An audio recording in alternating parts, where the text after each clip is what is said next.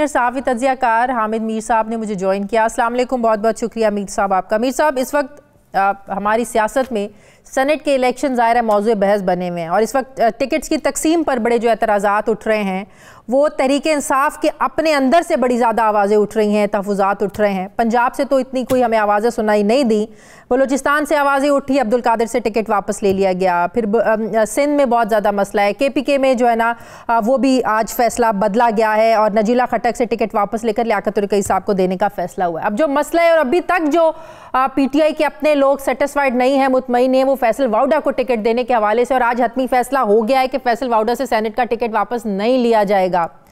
आप समझते हैं कि ये अब मेरिट पर पार्टियां जो हैं टिकट्स दे रही हैं और वाकई फैसल वाउडा की खिदमात हैं जिसको बहुत सर्व किया उसने तहरीक इंसाफ को, जो मेरिट पर पूरा उतर रहे हैं और हर हाल में तहरीक इंसाफ तुली हुई है कि फैसल वाउडा को टिकट देना ही देना है।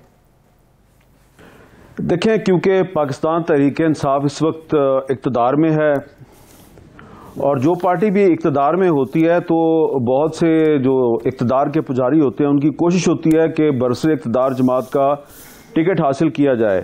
अब मेरा ये ख्याल है कि तहरीक इंसाफ ने जो पंजाब में टिकट दिए हैं तो वो टिकट इमरान खान साहब ने बहुत सोच समझ के दिए हैं और काफ़ी मेरिट पे नज़र आते हैं। उन्होंने बाबर अवान को टिकट नहीं दिया, शहजाद अकबर को टिकट नहीं दिया, शहबाज गिल को टिकट नहीं दिया, जुल्फी बुखारी को टिकट नहीं दिया, लेकिन बलूचिस्तान में जो उन्होंने पहले टिकट दिया अब्दुल कादिर साहब को, वो बलूचिस्तान अवामी पार्टी जो उनकी इत्तेहादी जमात है वो उसकी मर्जी से दिया था। अब वो फिर टिकट वापस हो गया, उस पर ज़हूर आगा साहब को दे दिया है। खैबर पख्तूनख्वा में नजीबुल्लाह खटक का टिकट जो है वो आज कैंसिल करके तो लियाकत रकाई साहब को बना दिए।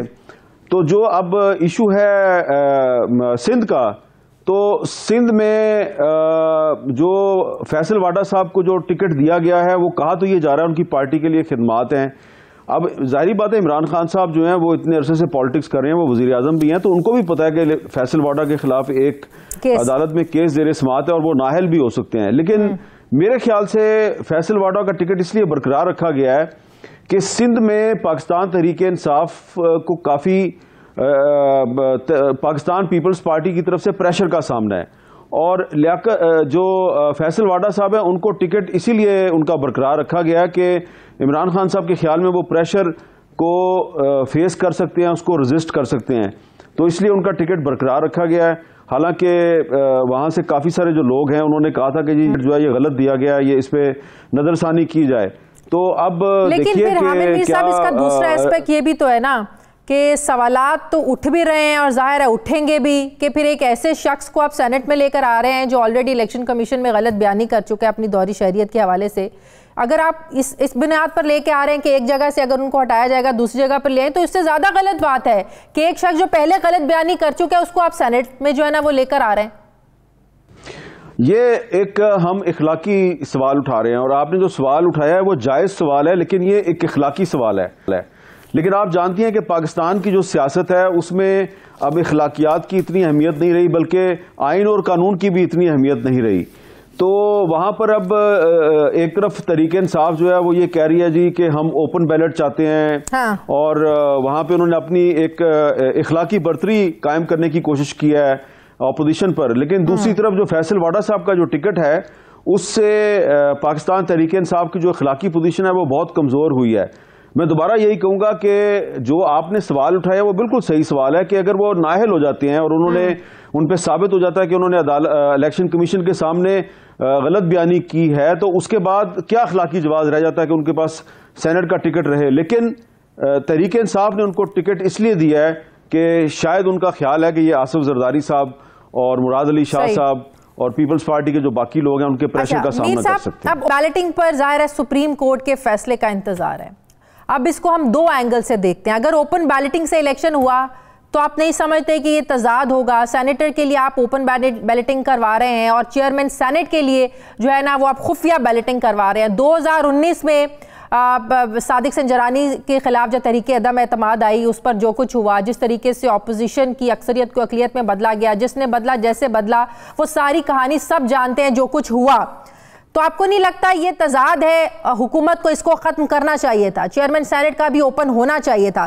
फिर दूसरा इस पर एक और चीज कि अगर सीक्रेट बैलेटिंग ही होती है तो फिर क्या शफाफियत पर सवालात नहीं उठेंगे? फिर हम कैसे कहेंगे कि हॉर्स ट्रेडिंग खत्म होगी जिसका रोना आज हर कोई रो रहा है?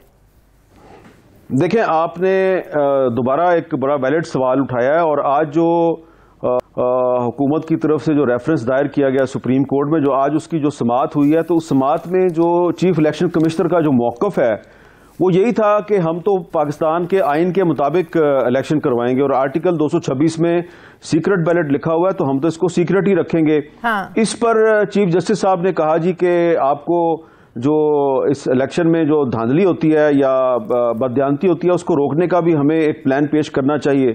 अब इसमें देखें, पहला तो सवाल ये है, पहला नुक्ता ये है कि सुप्रीम कोर्ट ऑफ पाकिस्तान जिस आइन के आर्टिकल के तहत इस केस की हेयरिंग कर रही है उसमें उसकी जो ज्यूरिसडिक्शन है वो एडवाइजरी है, वो मशावरती है और एडवाइजरी ज्यूरिसडिक्शन में सुप्रीम कोर्ट कोई फैसला नहीं दे सकती। आइन का आर्टिकल 226 जो है वो सुप्रीम कोर्ट के फैसले के बाद भी एज इट इज बरकरार रहेगा और उसमें आइन में जो तब्दीली है, तरमीम है, वो इख्तियार सिर्फ और सिर्फ पाकिस्तान की पार्लियामेंट का है। जी नहीं, खौफ हो नहीं सकता, खौफ है। उसकी वजह यह है कि 2018 के इलेक्शन से कुछ दिन पहले जो जनूबी पंजाब सूबा महाज के जो 30 के करीब इंपॉर्टेंट लोग थे जो बाद में पीटीआई के उम्मीदवार बन गए और उन्होंने उनमें से अक्सर ने कामयाबी भी हासिल की, तो वो जो जनूबी पंजाब के एमएनएस तहरीक इंसाफ में आए थे वो इस वादे पे आए थे कि तहरीक इंसाफ जो है वो जनूबी पंजाब को एक अलहदा सूबा बनाएगी। तो 2.5 साल गुजरने के बावजूद वो वादा तो पूरा नहीं हुआ। इस वजह से इमरान खान साहब को और उनके साथियों को ये खदशा है कि जनूबी पंजाब से जो उनके एमएनएज हैं शायद वो सीक्रेट बैलेटिंग में उनको वोट नहीं देंगे और उसका आपको एक सबूत मिल गया कि जनूबी पंजाब से बहुत से जो एमपीएज हैं, हाँ। जैसे कि ख्वाजा दाऊद सुलेमानी हैं, खुरम लगारी हैं, इस तरह के बहुत से लोग जो हैं उन्होंने वजीर आला पंजाब के खिलाफ अपने अदम एतमाद का इजहार भी किया। तो इसलिए जो तहरीक इंसाफ है वो थोड़ी सी परेशान नजर आ रही है। अब देखिए ना, इमरान खान साहब जो है, आप याद करें कि 2-2.5 साल पहले जब 2-3 एमएनएस जो हैं वो कौमी असम्बली में जब हुकूमती वज़रा पे तनकीद करते थे तो इमरान खान साहब जो है वो बिल्कुल उनको लिफ्ट नहीं करवाते थे, बल्कि उसको इग्नोर कर दिया जाता था। राजा रियाज साहब ने कितनी तनकीद की थी, राजा रियाज साहब पे इमरान खान साहब ने उनको कोई टाइम वाइम नहीं दिया। कराची के कुछ एमएनएस थे, उन्होंने फैसल वाडा पे और अली जैदी पे तनकीद की, इमरान खान साहब ने उनको कोई लिफ्ट नहीं करवाई।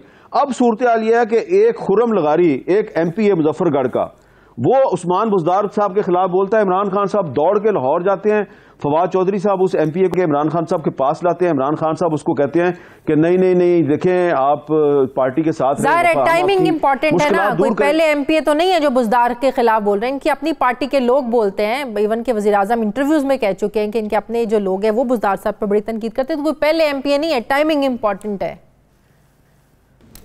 नहीं नहीं, और भी लोग बोले हैं, और भी लोग बोले हैं, लेकिन इमरान खान साहब को ये पता है कि ये जो खुर्रम सुहेल लगारी है ये अकेला नहीं है, इसके साथ और भी लोग हैं और ख्वाजा दाऊद सुलेमानी जो है उसके साथ भी और लोग हैं, उनके साथ भी बातचीत हो रही है।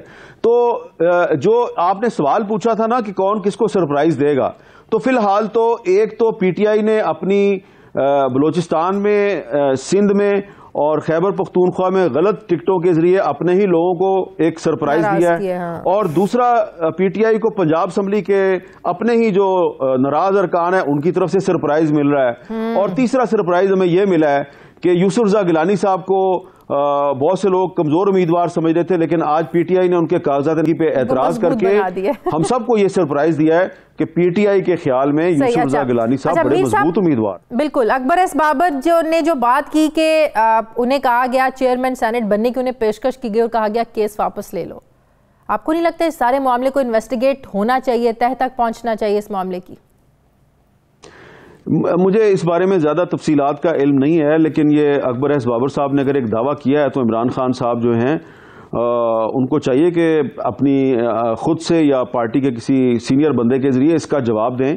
और अकबर एस बाबर साहब को भी चाहिए कि जिसने उनको ये ऑफर की थी उस बंदे का नाम लेके आए। हाँ। क्योंकि मेरे ख्याल से ये कोई मुनासिब बात नहीं है कि आप एक नाम नहीं ले रहे और कह रहे हैं, क्योंकि आप सहाफ़ी तो नहीं है कि आप बाखबर ज़राए से कोई भी खबर जो है वो नशर कर दें या लिख दें, तो आप तहरीक इंसाफ जो है वो उसके आप बानी रुकन हैं, आपने उसके खिलाफ इलेक्शन कमीशन में एक दरख्वास्त दायर की हुई है, तो आप जो भी बात करें आपको सबूत के साथ बात करनी चाहिए। और अगर किसी बंदे ने आपको चेयरमैन सेनेट की ऑफर की है तो उस बंदे का नाम बताएं ताकि हम उस बंदे से आपकी बात की आखिरी सवाल मीर साहब, पीडीएम के लॉन्ग मार्च का क्या मुस्तकबिल है? 26 मार्च की तारीख है लॉन्ग मार्च की। शेख रशीद साहब ने आगे आज कहा है कि ये आगे ले जाएं।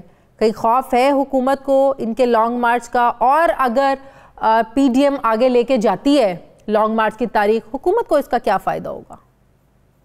नहीं, मेरा नहीं ख्याल कि पीडीएम जो है वो शेख रशीद साहब की जो दरख्वास्त है उसको तस्लीम करते हुए अपना लॉन्ग मार्च आगे ले जाएगी।